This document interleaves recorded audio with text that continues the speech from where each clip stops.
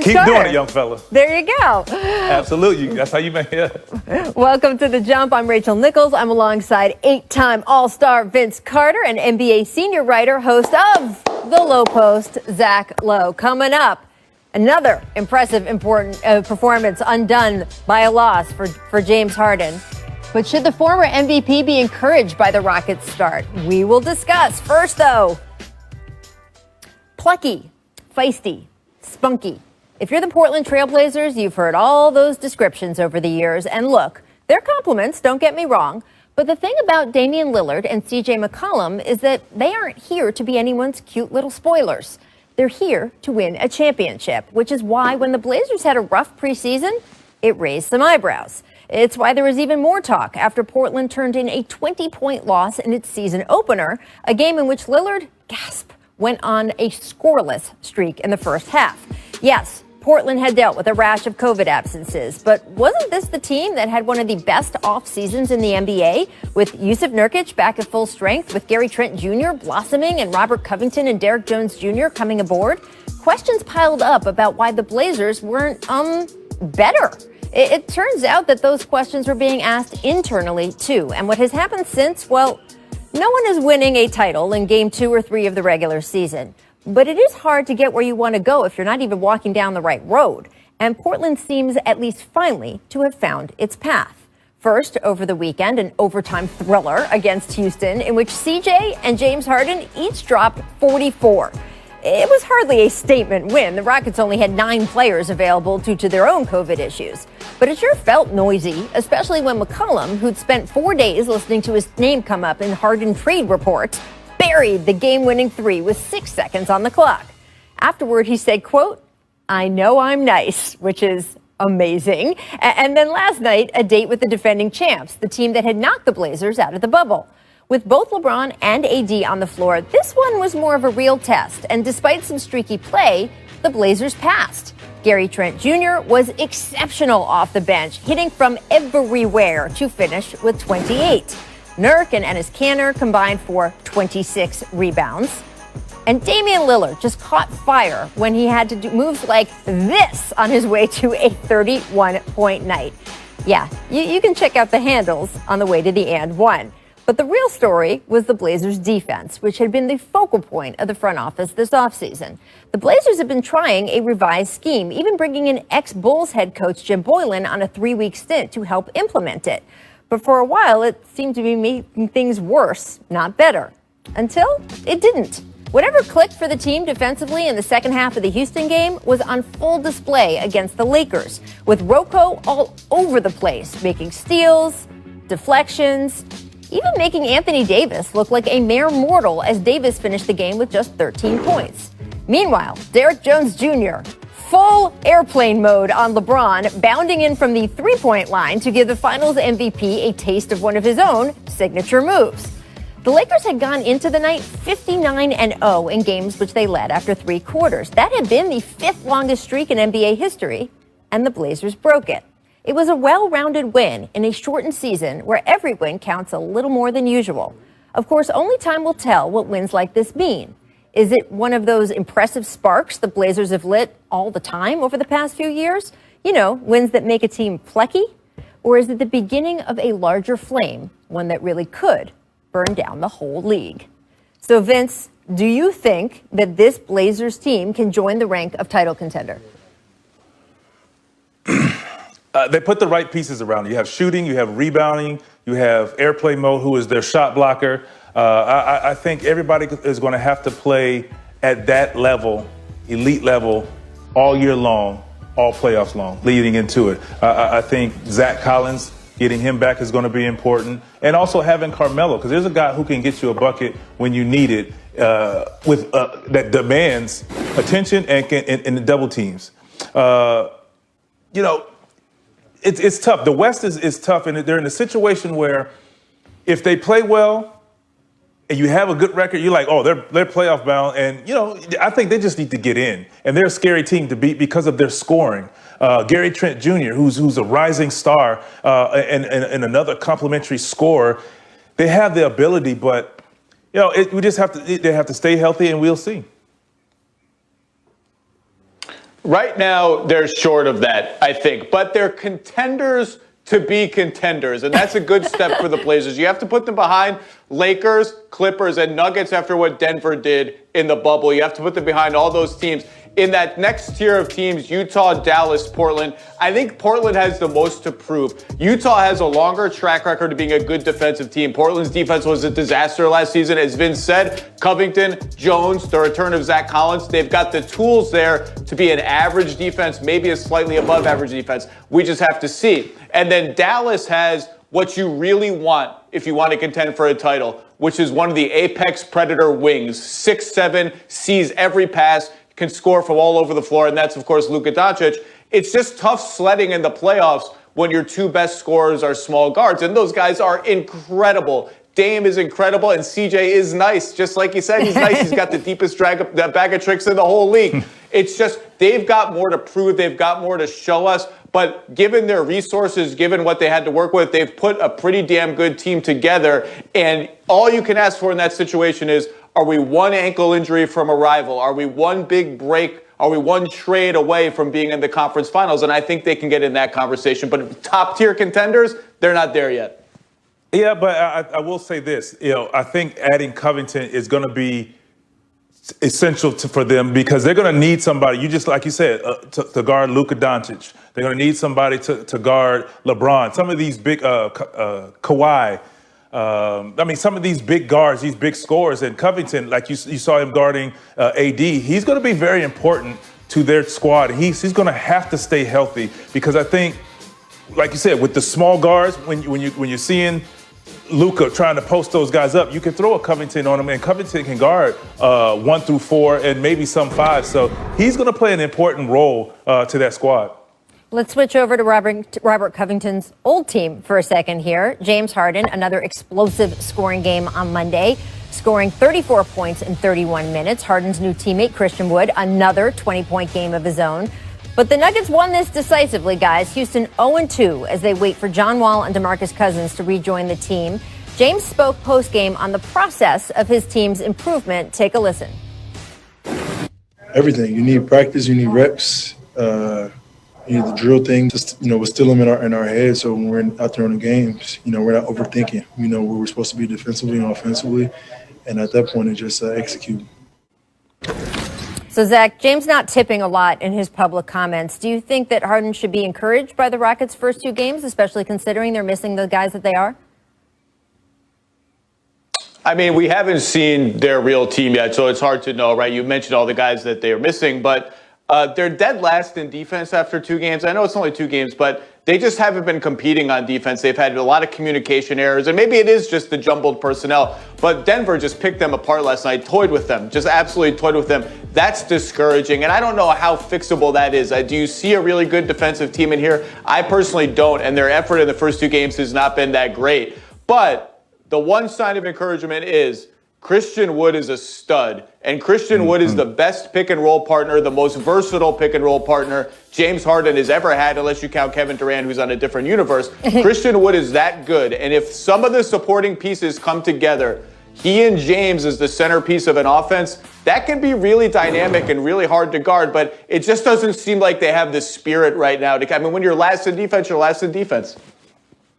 Yeah, point blank. Zach said it. When you're last in defense, you are. But, the one thing about it, you have DeMarcus Cousins coming back. You have John Wall. So they're impact players, guys who can make a difference, can help you offensively. Defensively, I don't know. But, for them, they're going to have to get out and run. And obviously, that's what John Wall can do and get up and down the court, get to the basket and transition and make plays. So defensively, it's going to be the question. They're going to have to outscore teams to win, which we've seen them do. James Harden has shown that he's in form and he's ready to go. It's just that's going to be the question all year. Christian Wood, let me just say, first of all, but is a great pickup for Houston, and hopefully it's something that is encouraging that can keep James around and motivated for throughout the year. Well, motivated certainly is part of the big question, right? When you're last in defense, as Zach notes, at least a component of that is effort, right? And it just speaks to the team spirit. And I'm not singling out any one player here. I'm talking about the entire team. Personally, it is my hope that James gives this team a little bit of a chance when John Wall and Boogie and some of their other guys come back, because this could be a really, really intriguing roster. And James has 2 years left on his contract, plus a player option, but the 2 years, so he does not have ultimate say of where he would be traded to. It's not a situation where he has just a few months left, so teams don't want to trade for him unless there's a guarantee that he'll sign a longer deal. He could get sent anywhere to a team that isn't as good as the team he has right now. So I hope some of that spirit, that motivation, can come in the next couple weeks, because it would be interesting to see this Rockets team as currently constituted to find out what they can do and who they can be. All right, coming up, no team has started hotter than the Atlanta Hawks, but can they sustain? Action.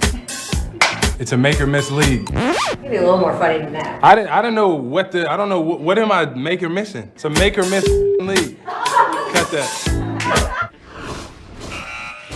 Oh, Jimmy. Miss understatement. In addition to harassing Donovan Mitchell all night, Lou Dort dropped 26 points on 11 shots. Zach, this isn't Bubble Dort anymore. This is Lou in the big wide world. What do you think?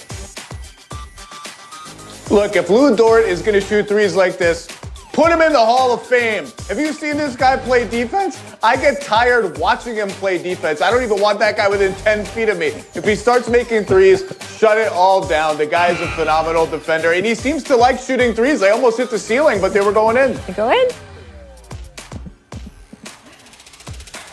Defense, I like this kid, man. He plays hard. Absolutely. Make yakety sax time. The Nuggets and Rockets playing a basketball game last night, and it got downright ugly in the third. Vince, can you give us one word to describe this sequence?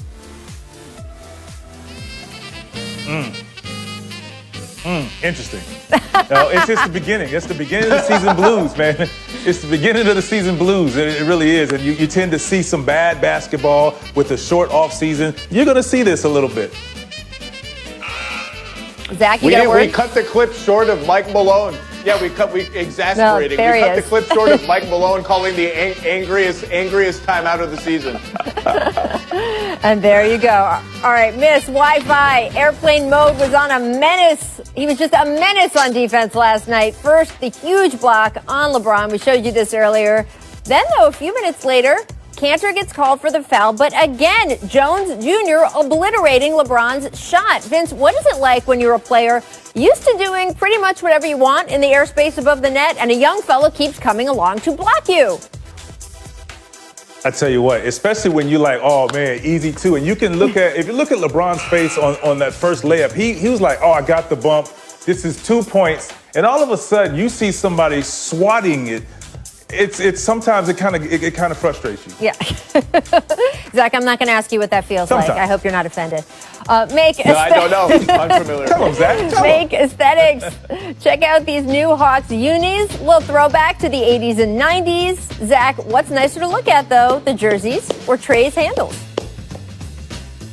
I mean, the jerseys are nice. No more Volt Green or whatever BS they were screwing around with. No more feathers. Just nice Hawks colors. But Trae Young is averaging 34 a game, shooting the lights out, clowning people off the dribble. So Trae, as nice as those uniforms are, the answer is Trae Young. Yeah, and of course they go to the new unis when I leave. Exactly. But it's all good.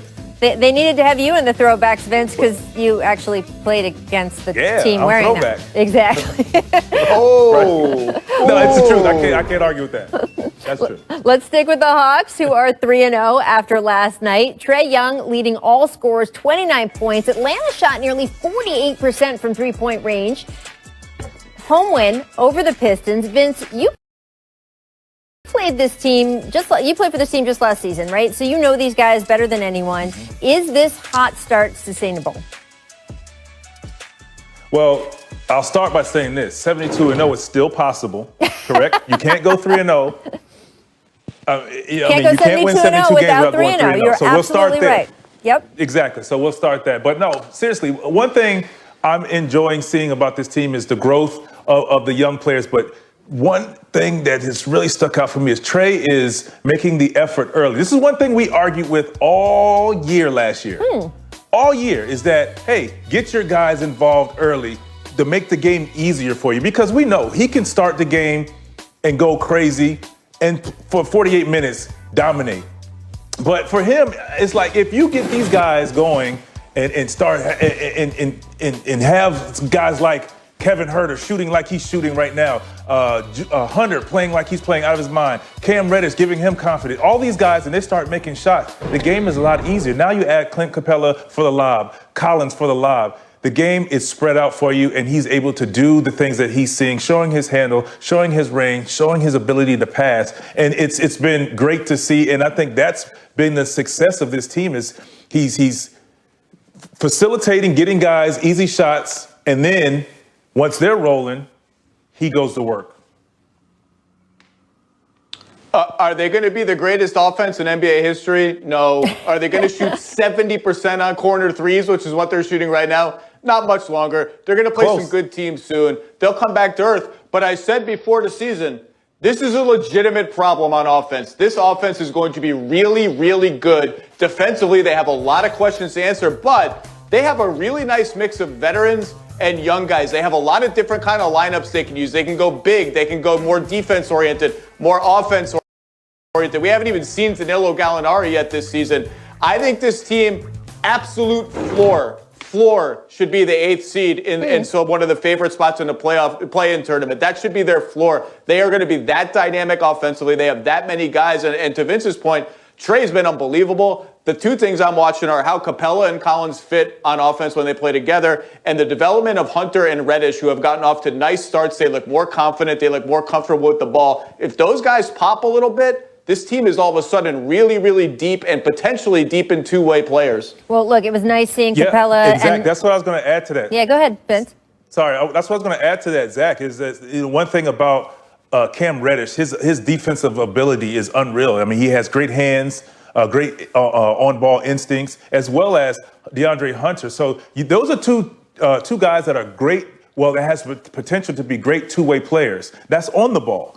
And the wonderful thing about having Capella is you can funnel everything down to him, and you can gamble. And these guys, like I said, they already have great hands. So you funnel them down to Capella, you funnel them down to John Collins, who are shot blockers.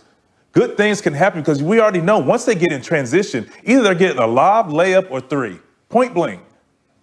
Well, it's nice to see Capella and Rondo make their season debuts last night. Rondo, of course, his debut with the Hawks. And you're right, Vince, they are a more veteran team than the year when you were with them. But it is nice, even for a team that still has young players on it. You get that confidence from starting the season 3-0. Even if you do come back to earth in a lot of those statistical categories, you can build on that. And it's the way you want to start, better than 0-3, which we have seen around the league. Coming up, even though KD and Kyrie didn't play last night, the Nets have established a trend of playing them together this season. Should they keep that going, or should they start doing staggering? We will discuss next on The Jump. Stick with us. Really wants to as well, because Wiseman is also setting the screen on his man, but he sees Joe Harris on the flare screen from Dinwiddie. He doesn't even hesitate. On time, on target, perfect pass for an easy layup. They know if they cut hard to the basket, Durant will find and make the right play for you to score. Vince Carter breaking down tape of Kevin Durant. You kind of can't make that up. The new episode of Detail featuring KD exclusively on ESPN+. Welcome back to The Jump, here with Vince. Why did you decide you wanted KD to be the star of this operation for you? Well, first of all, it was an honor to do Details. We already know, the late, great Kobe Bryant did a great job with that. And to get the call, and I was asked if I would be willing to do it, it was a no-brainer, first of all. And then they asked, hey, here's some options. And I was like, KD. And so I wanted to kind of to pick KD and to remind people how good KD is and his abilities in different areas of the floor. Not only just his 1-2 dribble pull up or hang dribbles or everything. I mean, I want you to see his footwork and everything that he has to offer. And I know everybody was watching. It's like, we're talking about a lot of other players around the league who are supposed to be the best players in the league. And I wanted people to remember that KD is also one of those guys. I've said it on this show over and over in the last month. Don't sleep on Kevin Durant, people.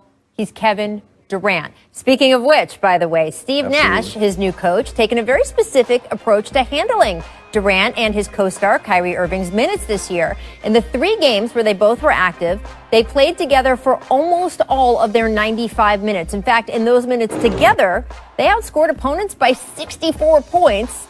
But when both have been on the bench, the Nets are a minus 23. So, Zach, a lot of teams try to stagger their stars. Do you think Nash taking this approach of playing them together could work long term?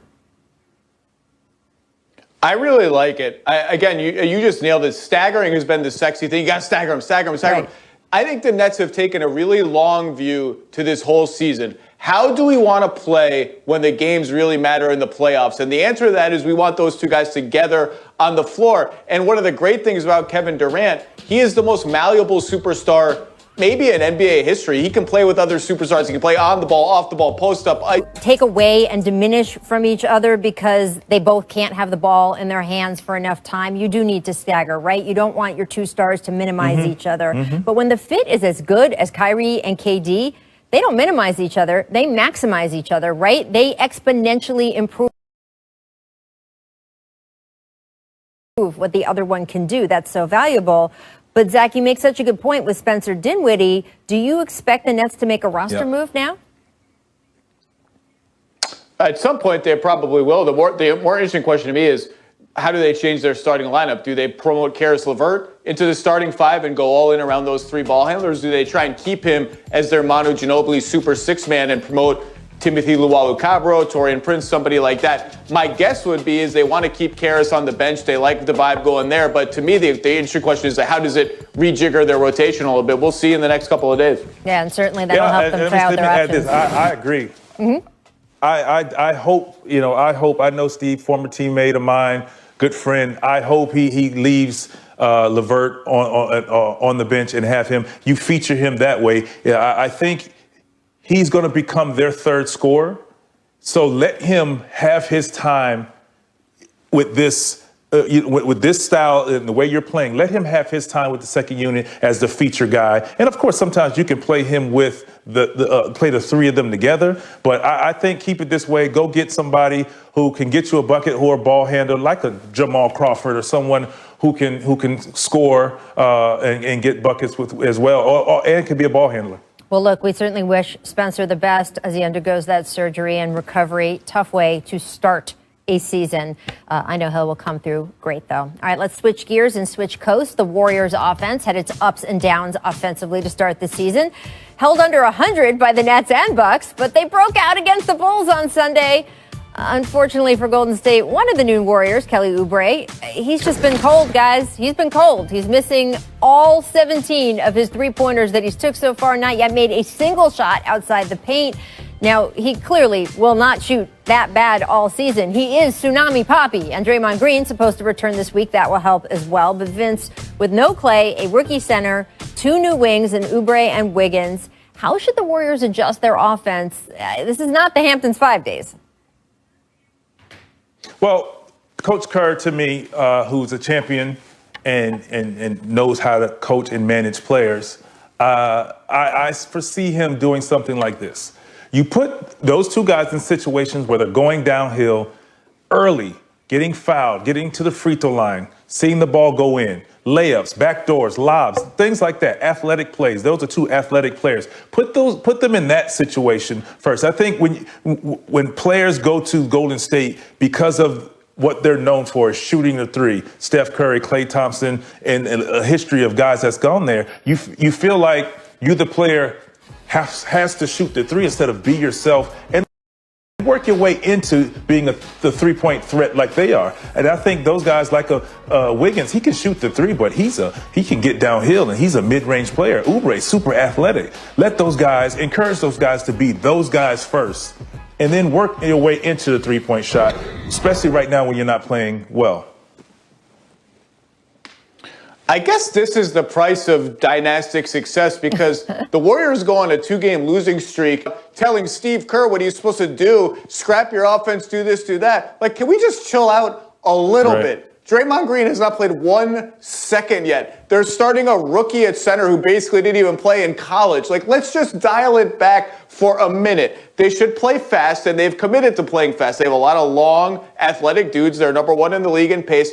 And yes, they should probably reorient their beautiful game offense, redirect it a little bit toward more Steph pick and rolls. But Steph is never going to be James Harden. He's never going to be Damian Lillard. He's just not built to play 80 pick and rolls per game. I think you can definitely veer the offense more in that direction or blend their sort of ball movement, motion, screening, all that, which doesn't work as well without great shooters and great passers all over the place. Sort of blend it with more Steph pick and rolls. You know what that's going to take? Time. That's not easy to do in a second with a bunch of brand new guys who can't make an outside shot. And by the way, you want Steph to run a bunch of spread pick and rolls. This team has no spread. They don't have enough shooting. People are going to clog the lane on James Wiseman rolling to the rim. It's not that easy. Just give these guys a little time to get their players back and develop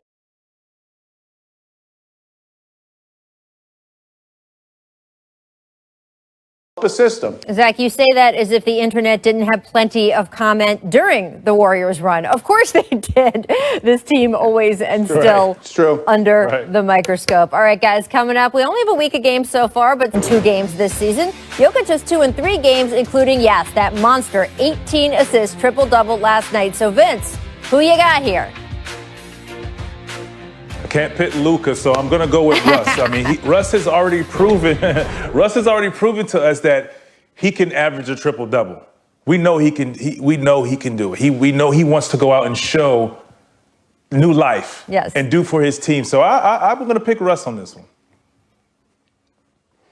Yeah, the safe and boring answer is Russ. He's done it before. Jokic has never averaged more than 7.5 assists in any season, so he's got a long hill to climb to sort of get to the 10 mark. But, man, it would be so fun if Nikola Jokic chased a triple-double. The guy is the most watchable player in the NBA. The passes he throws 10 passes a night that just have me laughing in front of my screen. They're so ridiculous and fun. But Russ has done it, and Russ is a safer bet to do it again. I do feel like the 2 words I said watching that Nuggets game the most last night, come on. Come on. I mean, he does stuff that make you say, come on. It's insane watching him. So much fun. All right, guys, the NBA. And I'll say, I play with J. Kidd. Oh, yes. I play with J. Kidd. And watching J. Kidd pass, I mean, and just the way he puts the ball down there, it's just kudos to him. Yeah, absolutely. All right, the NBA has named its players of the week. Domantas Sabonis and Brandon Ingram, both career highs of about 7 assists per game in the early going. So, Zach, who was making the bigger playmaking leap, Sabonis or Ingram? I think both the guys have been phenomenal. I think for playmaking, it's Ingram. Sabonis has always been a really good playmaking center. I just think he has the ball a little bit more. Guys have made more shots than in previous years. He's throwing basically the same passes he's always thrown, and he's incredible at it. And he's just killing people in the post, by the way. It's fun to watch. But Ingram is throwing more sophisticated passes in a more ball-dominant role. He's making both the easier passes right away to keep the offense moving and some of the harder, more sophisticated passes. His playmaking leap is super meaningful, and I think the hardest playmaking leap to make is sort of a lead ball handler from good to great. And I think he's showing he might be making that good to great leap as a playmaker, and if he is, that changes everything for the Pelicans. Yeah, I pick Ingram as well, and I think it's just the progression. In the first couple of years in the NBA, you want to prove that you belong, and he's a scorer, so you want to prove that you can score with the best of the best. He made the All-Star game, so now he has a little swagger. He got a big payday, so swagger's there, so he's taking it to the next level. Scoring is going to be there now. Now he's showing the next step in the next piece to his puzzle to becoming a complete player, and that's his playmaking ability. So, yeah, we knew he was on the cusp of being a superstar. So payday, swagger, put those together. This is what you're getting. Excellent. All right, let's talk rookies last of all. Anthony Edwards, James Wiseman were the top 2 picks, and as of right now, they're the top 2 leading scorers among rookies, too. So, Vince, who has had the more impressive rookie start, Wiseman or Edwards? I mean, I have to go with Edwards, the number 1 pick. First of all, I read a tweet from Baron Davis, like, how many number 1 picks do you know that are not starting in NBA history? This guy is playing